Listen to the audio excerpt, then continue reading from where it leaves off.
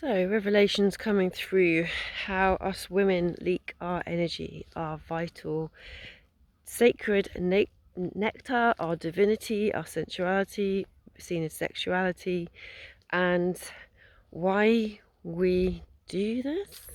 So, women, listen up. We are the gatekeepers of life. We carry the purity, the innocence, the sacred nectar, the divinity within us, okay? Men do, but we hold that within our wombs. We hold the preciousness, the pureness, and the innocence. And this is what man has seen as attractive, seen sexually. But beyond that is actually the energy that they've been trying to get to through this sexuality is actually the purity that is the divine mother, the divine creator, Sophia. So ultimately, this constant desire to move to connect to what is pure, that we are the gatekeepers of. And we've been in amnesia for a fucking long time about the power that we hold. We've been sinned, we've been shamed, we've been suppressed, abused, and conditioned to forget what actually we carry, what we are, the power that we are. The calendars have changed, menstruation has been sinned and shamed, and actually we are the body clocks. We were the body clocks of Earth. We would have had 13 months. We would have gone for the moons, the months, this 28-day cycle, the menstrual cycle. Everything would have been recognized and understood through the female body, and the access to the creation, to the pure divinity that we all are. And women are the holders of that. They are the timekeepers of that. And everything that has taken us away from our earth, our cycles, the moon, the sun, especially industrialization, that's when that came in and false light came in. It's really taken us away, took us off the earth. You know, land grabbers just took all the fucking land off the common people when they couldn't feed themselves, and so shoved into factories. So there's so much that has gone on in burning of the witches, and where women would have been the soul dealers, birth and death, and the doctors, the healers, the herbalists. All this has been shunned and put down and outcasted. And this is now really rising up as women truly start to remember the power that they are. And it comes from connection into their body, connection into the heart, connection into their womb. And this is rising. I see it as the wild feminine that is rising and carrying this. And she's the unapologetic fucking chaotic one that takes no shit and burns shit down. But she also comes like with a huge pure love for self. And often we can feel anger and we can feel rage when we haven't felt heard, seen, valued, honoured, appreciated.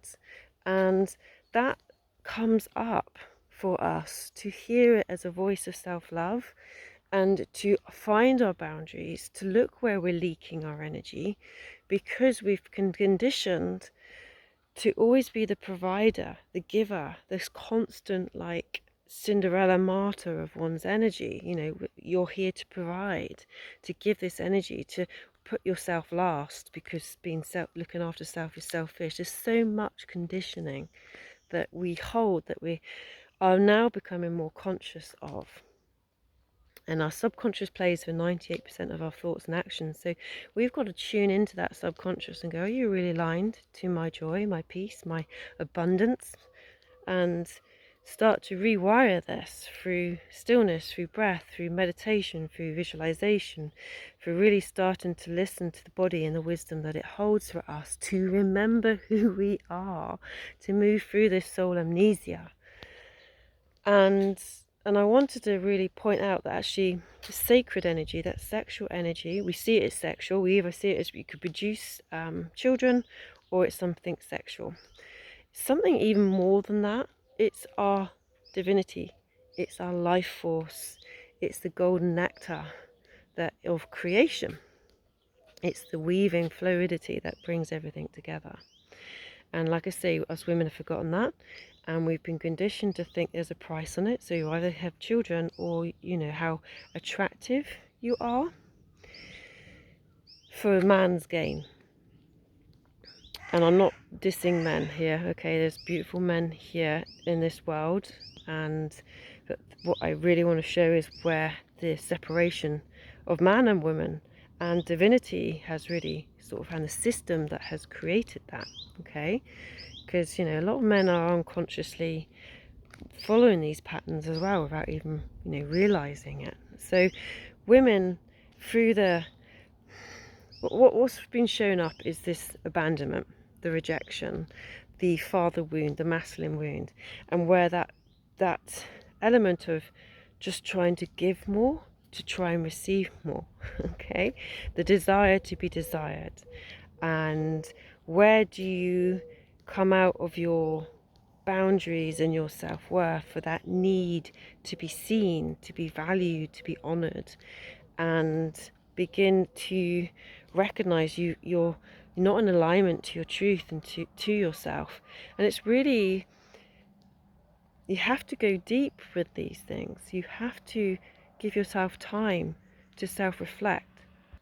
And this self-reflection gives you truth. It gives you your gold. And it can be really uncomfortable getting into that depth of this stuff and like asking yourself where you've compromised yourself, where you've given yourself away and your energy. And what I am being shown is that through this fire of self-love and this self-worth, you find those boundaries to consolidate this vessel that you are, that you heal your masculine wounds so it holds, and you see you, you value you, you love you, and you become this container that consolidates your energy. You're not leaking your energy, especially your sexual energy, especially when this wild feminine wakens up. She's like, and all of a sudden she's chaos to take down the compliance, right? But we have to, and she's all over the place initially. It's like, woo! And you have to be able to contain her in a way that she can be fully expressive of herself and her truth. And I don't mean contain as in suppress. It means as to how you can truly embody her.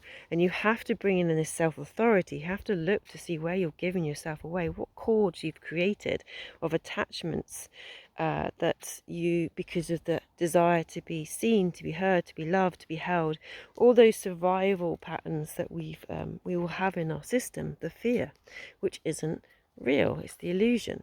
And so we need to look into those and see where they are. Where are these leaky parts of us that we're giving out this energy because we're needing something back? And needing is taking you out of your sovereignty because you're needing something external to you to help you find yourself. That will never happen. Relationships will often meet that and mirror that because we believe we have to find it outside of ourselves to feel that wholeness. Well, the wholeness is already in you. And the journey, this healing, is actually remembering that and fucking loving that and feeling that. And then you go, oh my God, it just brings light to all these patterns that you think and feel and act upon.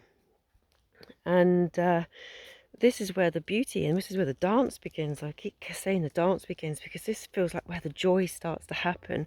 When you find your worth, love yourself, find your boundaries, really look as to where are you leaking your sacred, sensual, golden nectar that you are as a woman, and you reclaim it. You cut the cords of anything of lower vibrations that have attached to that. Earlier I just felt like these weird little tentacles. I give too much. Give fucking too much for free.